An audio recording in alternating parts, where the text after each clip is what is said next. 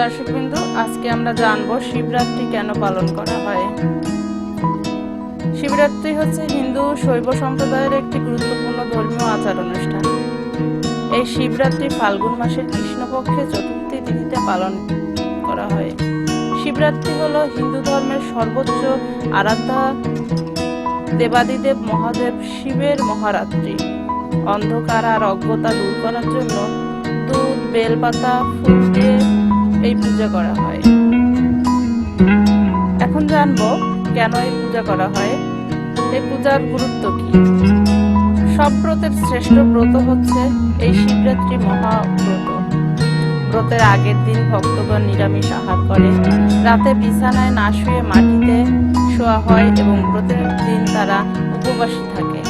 এরপর রাত্রিবেলায় 4 প্রহর শিবলিঙ্গকে দুধ, দই, ঘৃত, মধু ও গঙ্গাজল দিয়ে স্নান করানো হয়। তারপর বেলপাতা, নীলকণ্ঠ ফুল, ধুত্রা, আকন্দ, অপরাজিতা প্রভৃতি ফুল দিয়ে পূজা করা হয় আর ওম নমঃ শিবায় এই মহামন্ত্র জপ করা হয়। সেদিন রাত্রি জাগরণ করা হয় ও শিবের ব্রতকথা ও মন্ত্র আরাধনা করা হয়। ভারতবর্ষে 12টি জ্যোতির্লিঙ্গ তথা সমস্ত শিব মন্দিরে এই পুজো চলে। তান্ত্রিকেরও এই দিনে সিদ্ধি লাভের জন্য বিশেষ সাধনা করেন। মহাশিবরাত্রি সাধারণ ইংরেজি মাসের ফেব্রুয়ারি বা মার্চে অনুষ্ঠিত হয়ে থাকে।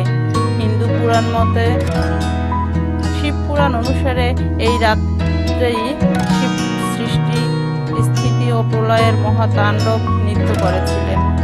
এই রাত্রেই শিব ও পার্বতীর বিবাহ হয়েছিল। এর অর্থ হলো শিব ও শক্তি তথা পুরুষ ও আদিশক্তি বা পরা প্রকৃতির মিলন।